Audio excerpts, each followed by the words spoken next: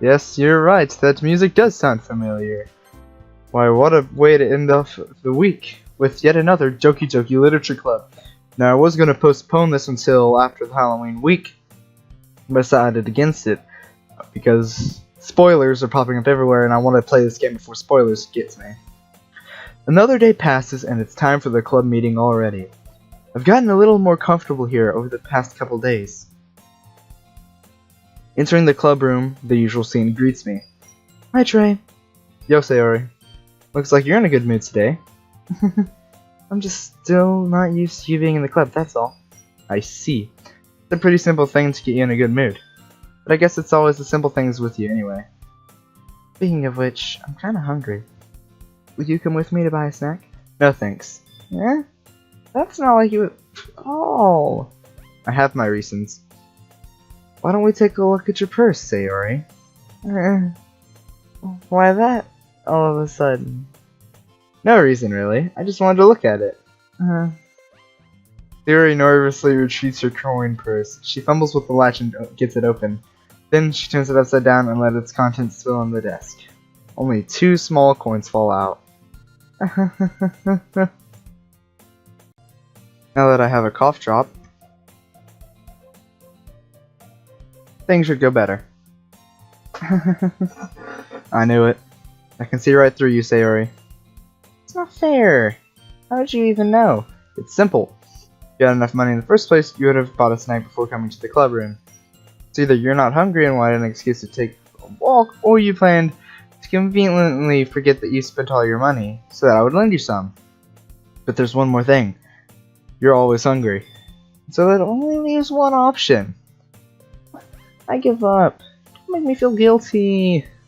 If you feel guilty, that means you deserve to feel guilty. Yuri suddenly giggles. I didn't notice that she was listening in. Her face is in her book as always. I wasn't listening or anything. It was just something in my book. Yuri. Told Trey to let me borrow some money. Don't get me involved like that, Sayori. Besides, you should only buy what you can responsibly afford. And frankly, after pulling a mischievous little stunt like that, your suffering is fair enough retribution. Did I just... I didn't mean that. I got too absorbed into my book. I really like when you speak your mind, Yuri. It doesn't happen much, but it's a fun side of you. There's no way you could think that. You were right, though. I did something bad, and now I have to accept the retribution. That! Still, coming from you, Sayori. Guess there's a little devil inside all of us, isn't there? Don't let her fool you. Sayori knows exactly what she's doing. After all, she told you guys she was bringing me to the club before she even told me. But you wouldn't have come if it weren't for the cupcakes. I had to trick Natsuki into making them. Come on, give me more credit than that, Sayori. Out of nowhere, something smacks Sayori in the face and tumbles onto the desk. Oh, what was... a cookie? Sure enough, it's a giant cookie wrapped in plastic. Sayori glances around. Is this a miracle? Because I paid my restitution? Retribution? Actually, that one almost worked. I was gonna give it to you. Then I heard you blab about the cupcakes. That was totally worth seeing your reaction though. Natsuki! So nice of you. I'm so happy. Sayori hugs the cookie. Jeez, just eat it. Sayori rapidly tears open the wrapper and takes a big bite. So good. Sayori suddenly clasps her hands over her mouth. I bit my tongue! You're going through a lot over just one cookie. Natsuki takes a bite of her own cookie. Yours looks really good too, Natsuki. Can I try it? Jeez, beggars can't be choosers. But yours is chocolate. Yeah, why do you think I gave you that one? Fine. Still, I'm really happy that you shared this one with me. Sayori gets out of her seat and goes behind Natsuki, then wraps her arms around her. Jeez, I get it. Cookie still in hand, Natsuki reaches up to nudge Sayori off. Sayori suddenly leans down and takes a bite out of Natsuki's cookie. Did you seriously just do that? Mouthful Sayori trots away to safety. Yuri and I laugh as well. You're such a kid sometimes. Monika, can you tell Sayori? And Suki glances around. Monika isn't in the clubroom. Where's Monika anyway? Good question. Have any of you heard anything about her being late today? Not me. Yeah, I haven't either. That's a bit unusual. I hope she's okay. Of course she's okay. She's probably just had something to do today. She's pretty popular after all. You don't think she has a... I wouldn't be surprised. She's probably more desirable than all of us combined. That's true. Excuse me? Suddenly the door swings open. Sorry, I'm super sorry. Ah, there you are. I didn't mean to be late. I hope you guys weren't worried or anything. Monika chose the club over her boyfriend after all. You're so strong-willed. Boyfriend? What on earth are you talking about? Monika quizzically glances at me. Never mind that. What held you up anyway? Well, my last period today was study hall. To be honest, I kind of just lost track of time. Makes no sense though. You'd have heard the bell ring at least. Must not have heard it since I was practicing piano. Piano? I wasn't aware you played music as well, Monika. I don't really. I kind of just started recently. I've always wanted to learn piano. That's so cool. You should play something for us, Monika. Monika looks at me. Maybe once I get a little bit better, I will. That sounds cool. I'd also look forward to it. Is that so? In that case, I won't let you down, Trey. Monika smiles sweetly. I didn't mean any pressure or anything like that. Don't worry. I've been practicing a whole lot recently, and I'd really love the chance to share once I'm ready. I see. In that case, best of luck. Thanks. So, I didn't miss anything, did I? No, not really. I chose to leave out Sayori's mischievous escapade. I'm sure Natsuki will end up complaining to her anyway. Looks like everyone has already settled down. Sayori somehow already finished her entire cookie. Then again, it's a cookie. How big of a cookie is it? Yuri is back to her book, and Natsuki disappeared into the closet. Hey Yuri. I suddenly noticed that Yuri is reading a different book from the one we've been reading together. Sorry, I didn't mean to interrupt. No. I was just kind of waiting for you. If that's the case, why don't we go ahead and get started? Yes, let's. Actually, I have a request. Do you mind if I make some tea first? Not at all. Thanks very much. If there's one thing that can make my reading time here any better, it's a nice cup of tea. Not to mention for yourself as well. Yuri stands up and makes her way to the closet. I follow and watch as she retrieves a small water pitcher from the shelf, the kind with a filter inside. Can you hold this for a second? Sure. Yuri hands me the water pitcher and also fetches an electric kettle. I'm going to plug this in at the teacher's desk, and then we'll go get some water. She walks past me and sets the kettle down on the teacher's desk. I simply watch her movements. To my surprise, the way she moves really contrasts her speaking mannerisms. Especially because of her long legs, Yuri appears elegant and methodical. Okay, may I have the water pitcher? Thanks, I'll be right back. I might as well walk with you. Yeah, why not? Shall we go then? Yeah. Where are you two off to? Okay. Yuri was going to make some tea, so I suddenly realized how weird it sounds to explain this to Monika. We're just filling the water pitcher. Okay. Sorry, I was just a bit curious. That's kind of a one-person job, isn't it? Monika, please mind your own business for once. Or do you want to tell me there's something wrong with helping involve training club activities? My mouth gapes. I suppose there's nothing wrong with that. Let's go, Trey. Yuri quickly exits the room and I follow. Once in the hallway, she suddenly puts her forehead against the wall. I spoke without thinking. How could I say something like that? Yuri. Something about the way she said that made me feel so irritated. What's wrong with me? No, Yuri. I think you did the right thing. I wasn't expecting it, but it's also not right for Monika to judge people like that. Trey, how could I even do something bad? You're being nice to me. Because nothing that you do is as bad as you make it seem in your head. Nobody's perfect. We have emotions and we can't always hide them away. But you always amplify things in your head.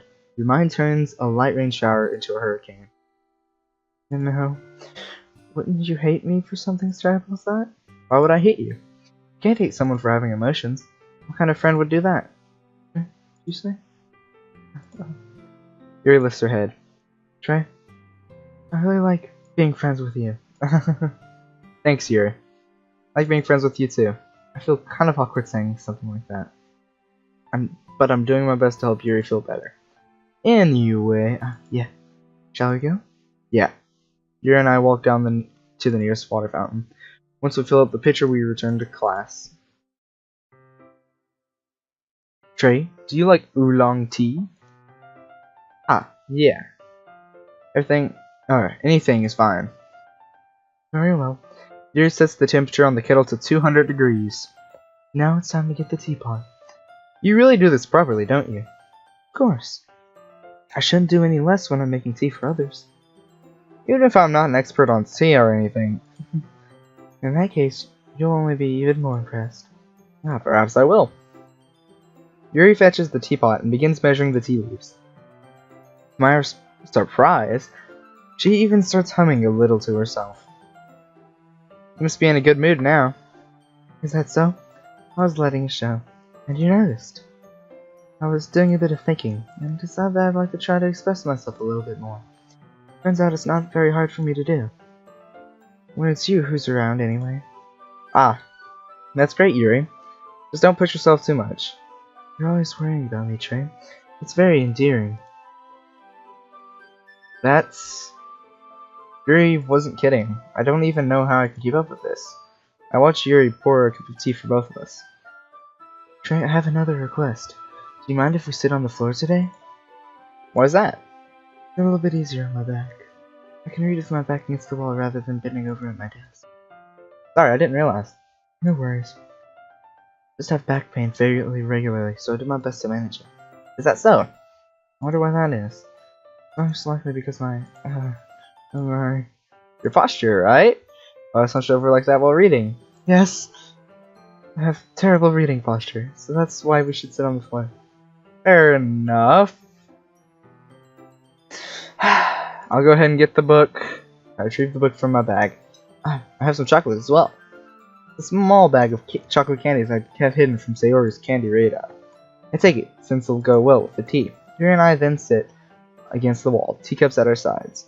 As if in sync, we assume the same reading position at last, each holding one half of the book. Except this time, our bodies are even closer to each other. I can't see too well. Yuri slides closer until our shoulders are touching. How am I supposed to focus on reading like this? Yuri was always kind of cute, but when she's being less apprehensive, it's almost more than I can handle. Your teacup. Yuri hands me my teacup. Holding it with my hand that's not holding the book, I end up in a position that makes it even harder to focus. Now I need to worry to make sure that I don't accidentally touch her chest. Meanwhile, Yuri hasn't noticed a single thing. She wears an intense reading expression, and I can only presume the world around her has faded away. I use all of my willpower to focus on reading. After a few minutes, I finally managed to relax a little. I put the teacup between my legs and fumbled with the chocolate wrapper. Oh, sorry. I briefly let go of the book to finish opening the wrapper. You can have as much as you want. Ah, that's okay. I won't take any. You sure? Well, if I touch it, then I might get smudges on the pages. You're right. Didn't even think about that. My bad. No need to apologize. I'll hold the book, okay? Are you sure? Of course. Yuri opens the book with both hands. She holds it so that I don't have any harder of a time reading from it. But as a result, her left arm is practically resting on top of my lap. Well, in that case, Yuri is already totally focused on reading again. I take a chocolate candy and pop it in my mouth. Then I take another chocolate, and I hold it up to Yuri. She doesn't even look away from the book. She simply parts her lips as if the situation was completely natural. But that means I can't stop here! I apprehensively place the chocolate in her mouth. Just like that, Yuri closes her lips over it. Huh? Yuri's expression suddenly breaks. Yep. Did I just... Yuri looks at me like she needs to confirm what just happened. Trey? Sorry, I guess I shouldn't have done that. It's, well, you were just helping. Don't know which one of these I want to do for a thumbnail, but definitely one of these. That's something that friends do, right? I mean, not really in this kind of context, but yeah, that's all it was. Yeah, you don't need to stop or anything. Yeah, I see. This situation has gotten really tense. Yuri tries to return to the book, but I can tell just by her expression that she can't focus now. I nervously take another chocolate between my fingers, but this time Yuri's eyes meet mine. How did it even come to this? Yuri doesn't avert her gaze. I notice her chest rising and falling in the rhythm of her breaths. I raise my arm. It's like before, Yuri parts her lips, but it's different this time. I take the chocolate and place it in her mouth. I feel her hot breath on my fingers. Okay, everyone. Yuri jolts back. It's time to share poems! Trey, you can help Yuri put away the tea stuff, right? Yeah, of course. Okay, thanks. The spell is abruptly broken. Oh, I'll take care of the cups. Yeah. Yuri picks up the teacups from the floor. I pick up the bag of chocolates. In the end, we hastily clean up without so much as a word between us. I get the feeling this is something neither of us will have the courage to bring up. Who should I share my poem with first?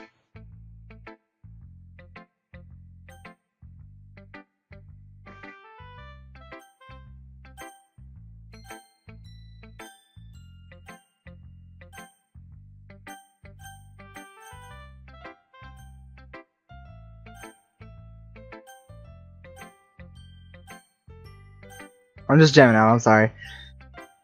Yuri. Let's see what you've written for today.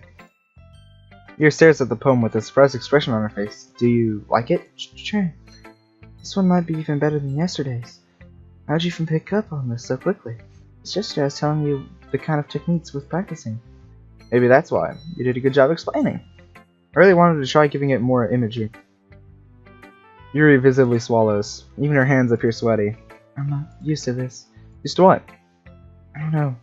It's fine, take your time. Yuri breathes and collects her thoughts. I know that Yuri likes to think before she speaks, so I offer that patience to her. Yeah, just being appreciative like this, I guess. It probably sounds really stupid, but seeing someone motivated by my writing, it just makes me really happy. Are you saying you've never shared your writing before? Yuri nods. Really? I don't believe it.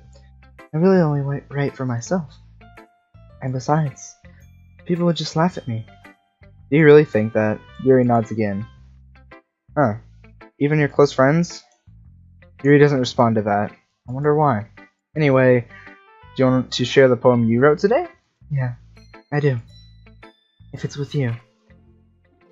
The Raccoon. It happened in the dead of night while I was slicing bread for a guilty snack. My attention was caught by the scuttering of a raccoon outside my window.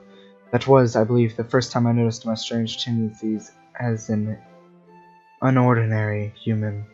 I gave the raccoon a piece of bread, my subconscious well aware of the consequences. Well aware that a raccoon that is fed will always come back for more. The enticing beauty of my cutting knife was the symptom. The bread, my hungry curiosity, the raccoon, an urge. The moon increments its phase and reflects that much more light off of my cutting knife. The very same light that glistens in the eyes of my raccoon friend. I slice the bread, and fresh and soft. The raccoon becomes excited. Or perhaps I'm merely projecting my emotions onto the newly satisfied animal. The raccoon has taken to following me. You could say that we've gotten quite used to each other. The raccoon becomes hungry more and more frequently, so my bread is always handy. Every time I brandish my cutting knife, the raccoon shows me it's excited. The rush of blood, classic Pavlovian conditioning. I slice the bread, and I feed myself again. I was a little more daring with this one than yesterday. I can see that. It's a lot more metaphorical.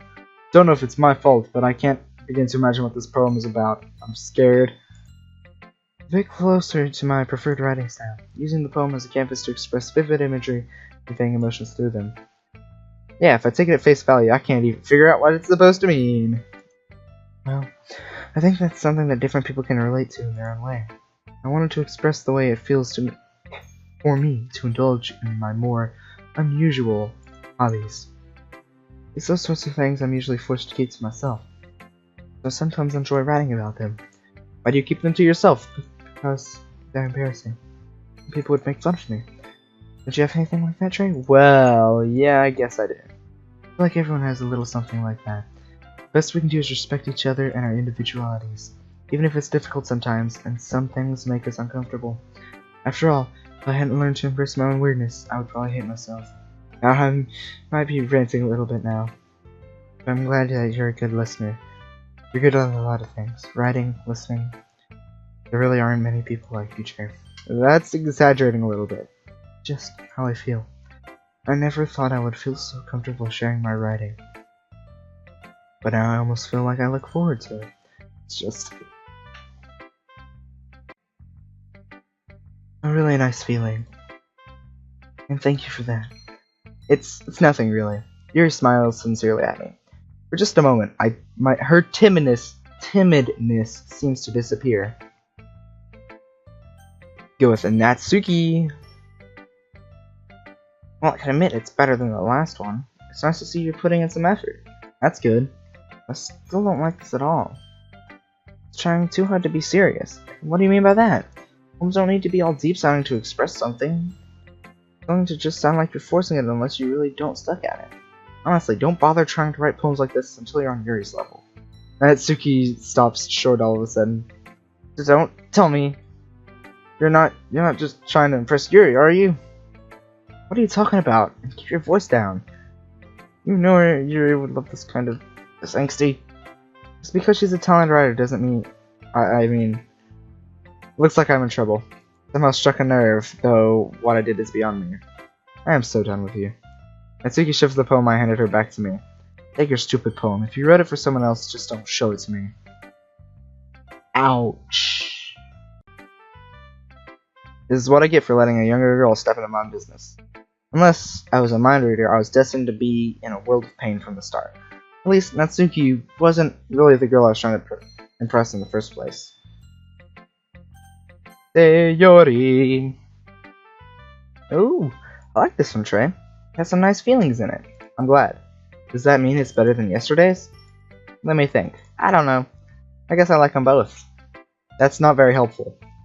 Well, I'm not very good at figuring out if poems are good or bad. But that's why I just go by my heart. If it makes me feel things, then it must be a good poem.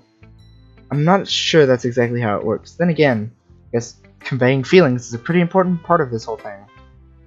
Yeah, maybe. Honestly, I don't even know what kind of writing you like in the first place. Yeah, me neither. Why don't you at least try giving it some thought? You wanna write something for me? That's so sweet. Yeah, right. But you're always thinking about other people. You need to think about yourself once in a while. If you don't, you might end up getting hurt at some point. Well, I don't really know what you mean, but I'll try to keep it in my mind. Well, whatever. Anyway, let's see.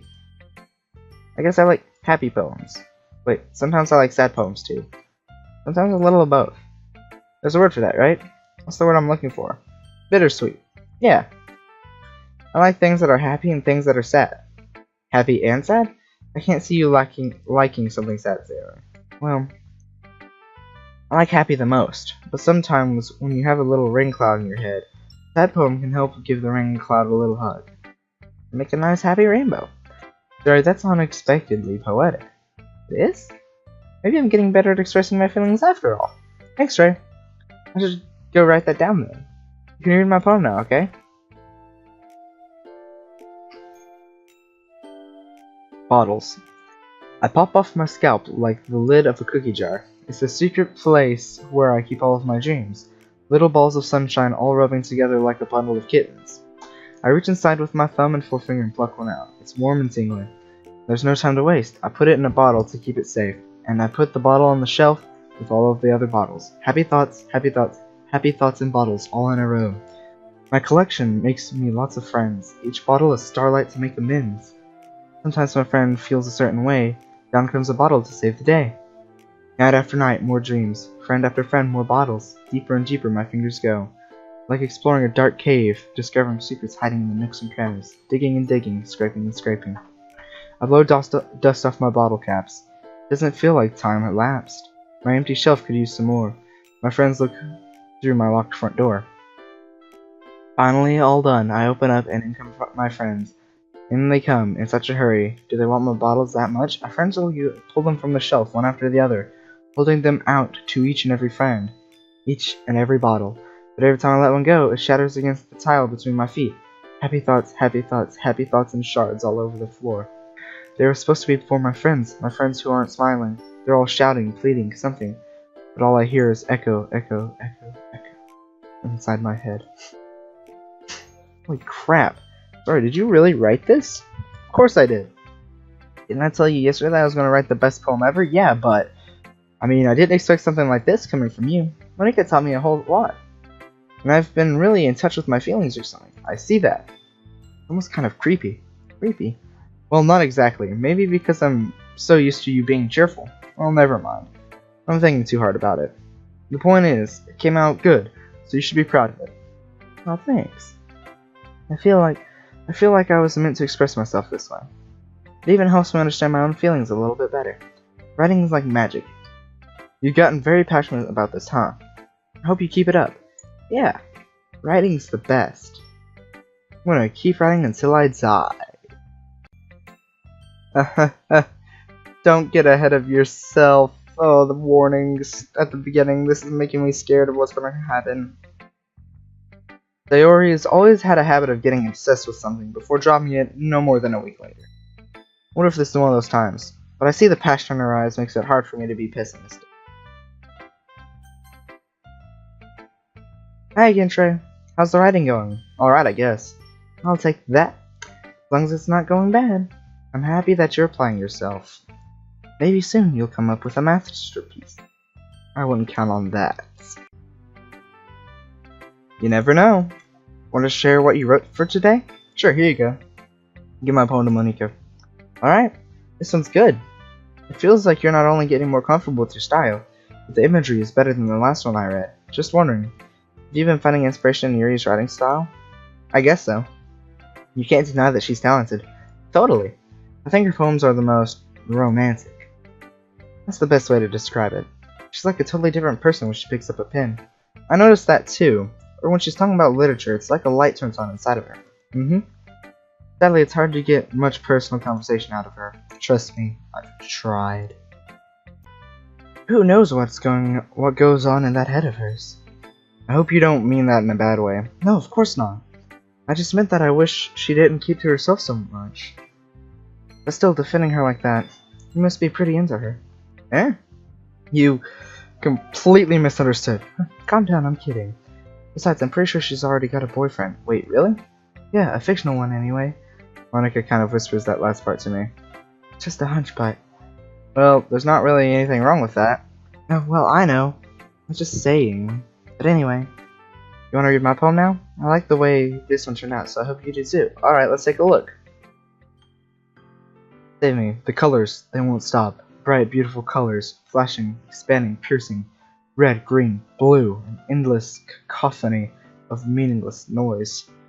The noise won't stop, violently grating waveforms, squeaking, screeching, piercing, sine, cosine, tangent, like playing a chalkboard on a turntable, like playing a vinyl on a pizza crust, an endless poem of meaningless. Load me. What? Load me. It's even more abstract than the last one, huh? What does that last part mean? I guess it's just the way I write. I'm sorry if you don't like it. No, I never said that. It's just the kind of thing that I never really seen before, I guess. I kind of like playing with my space on the paper. Choosing where and how to space your words can totally change the mood of the poem. It's almost like magic. The way I wrote the lines really short makes it feel like they're trying to speak over the noise. I see. Still hard for me to tell what it's about, though. Sometimes asking what a poem is about isn't the right question. A poem can be as abstract as physical expression of a feeling, or a conversation with the reader. So putting it that way, not every poem is about something. Anyway, here's Monica's writing tip of the day. Sometimes you'll find yourself facing a difficult decision. When that happens, don't forget to save your game. You never know when you might change your mind. Or when something unexpected may happen. Wait, is Is this tip even about writing? What am I even talking about? That's my advice for today. Thanks for listening. Okay, everyone. We're all done reading each other's poems, right? I have something extra planned today, so if everyone could come sit in the front of the room. This is about the festival. Well, sort of. Do we really have to do something for the festival? Not like we can put together anything good in just a few days. Just end up embarrassing ourselves instead of getting any new members. That's a concern of mine as well. I don't really do well with last-minute preparations. Don't worry so much. We're going to keep it simple, okay? We won't need much more than a few decorations. Sarah has been working on posters, and I've designed some pamphlets we can give out during the event. Okay, that's great and all, but that doesn't tell us what we're actually doing for the event. Ah, sorry. We're going to be performing. Monica? Yeah, we're going to have a poetry performance. Oh, I can tell this is going to work well. Each of us are going to choose a poem to recite during the event. But the cool part is, we're also going to let anyone else come up and recite poems too. They're always putting it on all the posters in case anyone wants to prepare ahead of time. Sayori, who's been coloring a poster, holds it up for us to see. Are you kidding me, Monica? You didn't already start putting those posters up, did you? Well, I did. Do you really think it's that bad of an idea? Well, no. It's not a bad idea. But I didn't sign up for this, you know? There's no way I'm going to be performing in front of a group of people like that. I agree with Natsuki. I could never in my life do something like that. Imagining it, Yuri shakes her head in fear. Guys. No, Sayori. I understand where they're coming from. Remember that Natsuki and Yuri have never shared their poems with anyone until a couple days ago. It's a lot to ask for them to recite their poems aloud in front of a whole room of people. I guess I kind of overlooked that. Sorry. But, I still think we should give it our best. We're the only ones responsible for the fate of this club.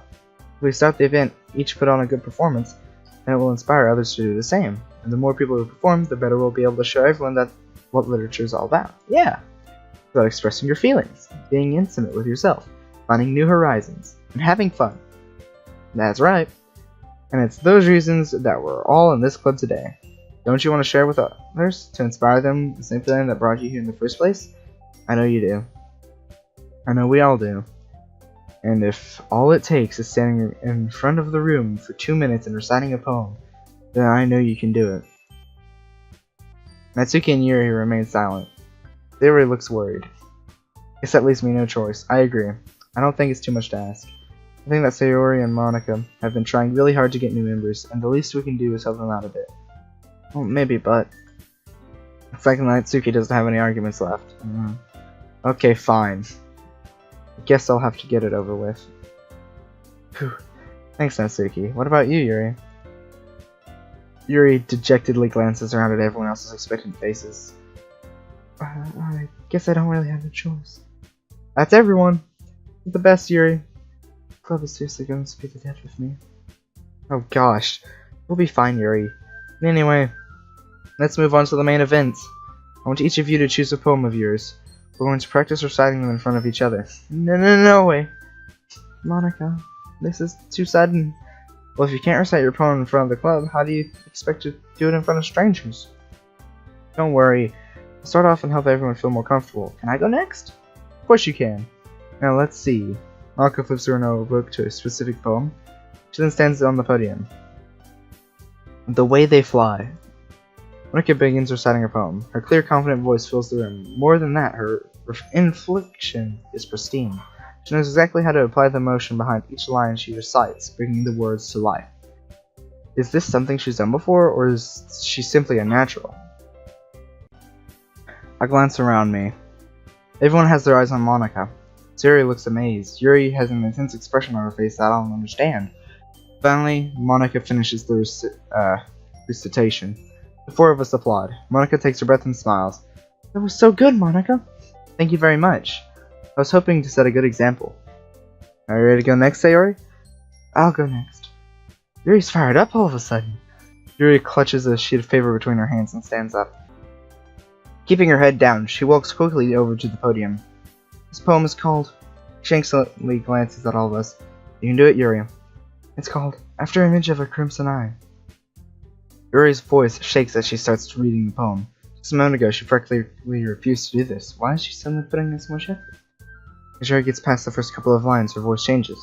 It's almost like what happens to Yuri when she gets absorbed into her books. Quivering words transform into sharp syllables of a fierce and confident woman. The poem is full of twists and turns in a structure that she enunciates with perfect timing. This must be a rare glimpse into the whirling fire Yuri keeps concealed inside her head. Suddenly, she's finished. Everyone is stunned. Yuri snaps back into reality and glances around her as if she's bewildered even herself. It's up to me to save the situation. I'm the first to start applauding. Everyone joins me afterward, and we give Yuri the recognition she deserves. It's not that we didn't want to applaud for her, but we were caught so off guard that we must have forgotten. So we applaud. Yuri holds the poem to her chest and rushes back into her seat. That was really good. Thank you for sharing. Looks like Yuri is down for the count. Because I'm the next then, Sayori hops out of her chair and cheerfully walks to the poem. It's called My Meadow. Sorry, I giggled. Sayori. A lot harder than I thought. How did you guys do it so easily? Try not to think of it like you're reciting to other people. Imagine you're reciting it to yourself, like in front of a mirror, or in your own head. It's your poem, so it'll come out the best that way. I see. Okay then. Sayori begins her poem. Though it feels like her soft voice was made as a perfect match. The poem isn't mostly cheery like Sayori is. It's serene and bittersweet. If I were to read this on paper, I probably wouldn't think much of it. But hearing it come from Sayori's voice almost gives it a whole new meaning. Maybe this is what Sayori meant when she said she liked my poems. Like I get to reach more deeply into someone I thought I knew through and through. Sayori finishes, we applaud. I did it! Good job, Sayori. Even Trey liked it. I guess that's a good sign. What does that even mean? Came out nicely, Sayori. The atmosphere of the poem fits you really nicely. But it might be that other poems wouldn't work quite as well with that kind of delivery. I don't really understand. In other words, I've seen poems of yours that where that sort of gentle delivery wouldn't work as well. They might need a little more force behind them depending on what you're reading. Oh, I know what you mean. Well, I've been practicing that kind of thing. It's just embarrassing to do in front of everyone. The next time, I'm going to make you pick a poem that challenges you a little more. We don't have much time before the festival, you know? Okay. Who's next? Natsuki? Don't make me go before Trey. It's not like I can compare to you guys anyway. Might as well let Trey lower everyone's standards a little before I have to do it. Natsuki! It's fine. I might as well get over with it. But it's not like I have much of a selection of what to read. I'll just go with what I wrote for today. I stand up in front of the podium. Everyone has their eyes on me, and it makes me feel terribly awkward. I recite my poem.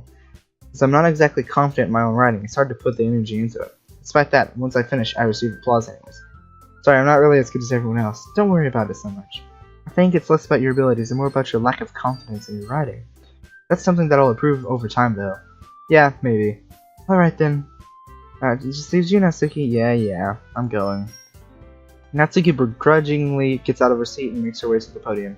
This poem is called, Are You Looking at Me? Because you're presenting. Anyway, the poem is called Jump. Natsuki takes a breath. Once she starts reciting the poem, her sour attitude disappears a little. While she's still a little unenthused, her poem has a rhythm and a rhyme to it. It's Natsuki's trademark style and works surprisingly well when spoken aloud. The words feel like they bounce up and down as if giving life to the poem. Natsuki finishes and everyone applauds. She hops back to her seat. That wasn't so bad, was it? For you to say, better not make me do that again. Ah, well. Do you at least feel prepared enough to recite a poem in front of other people? I mean, doing it in front of other people will be way easier. Even I can put on whatever face I want for other people, but when it's just my friends, it's just embarrassing. Well, that's a surprise, Natsuki. I thought it'd be the other way around for me. Well, that's just how it is, so... Well, I guess in that case, you wouldn't have much to worry about for the festival. That said, I want to thank everyone for coming through. Might be hard, but I hope you all have an idea of what it's like now. Make sure you pick a poem and get enough practice before the festival, okay? I'll be making pamphlets, so let me know ahead of time what you'll be reciting. Jeez, should probably find some other poem to recite instead. That's fine too. It doesn't have to be your own. I'm already pleasantly surprised that you're putting in all of this effort for the club. It makes me really happy. Yeah, no problem. Yeah, everyone, I think that's about it for today. I know the festival is coming up, but let's try to write poems for tomorrow as well. It's been working out really nicely so far, and I'd like to see that continue. As for the festival, we'll finish planning tomorrow, and then we'll have the weekend to prepare. Monday's the big day. Can't wait. Can't do this. I can't do this. Alright. I stand up. There's no way I'll be able to find the same enthusiasm as Sayori and Monica, but I'll do my best to get through it. It's for the sake of the club and impressing Monica. Then I'll have to do my best. What?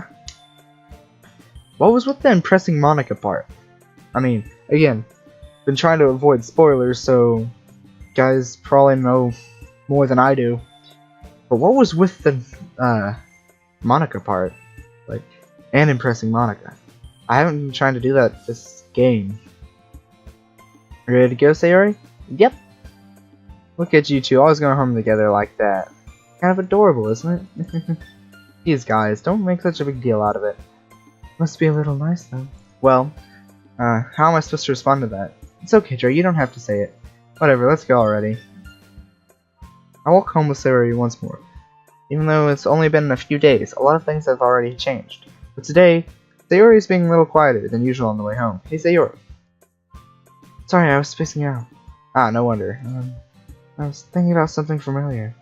I like how we get to, I mean, Sayori stumbles with the words. So, let's just say that one day, Yuri asked to walk home with you. Huh? What would you do? What kind of question is that? You're kind of putting me on the spot here. Well, I think right here is the best time to end this episode. And what would you do? Would you walk home with Yuri still, or would you walk home with Yuri? Leave your comment down below. This is Cheeseburger Jesus signing out. Bye bye.